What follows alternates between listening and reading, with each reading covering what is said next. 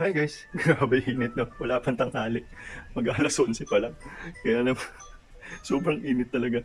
Magluluto nga pala tayo. Pero kanina nagluto na si tita. Niluto niya na yung tawag doon. Nilagang baka. Pero tatapusin ko mamaya. Ayan. Tapos magpiprito lang tayo ng manok. Na binabad natin yung nakarang lutong tamad na manok. Kaya umpisahan ko na to. Nagsalang nga pala ako ng pan. Naglagay na rin ako mantika. Ipiprito lang natin para wala na kasing sauce eh. So, okay na guys. Tapos hihinaan ko nga rin pala yung apoy niya. Malakas kasi. Para mamaya balikan natin ulit yan. So okay na guys. Nahinaan na natin ang apoy. Tatakpan ko lang muna. Balikan natin. Lutuin natin 15 minutes. Tapos balikan rin natin ulit mamaya.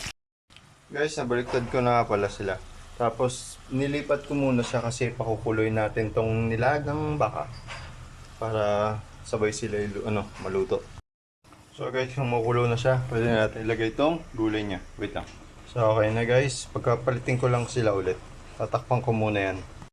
Tapos ang isa, binaligtad ko na ulit kasi para maluto na ng gusto. Both side.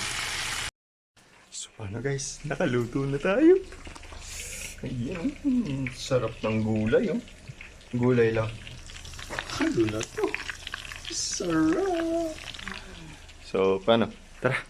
Kain tayo. Kasi napakainit talaga.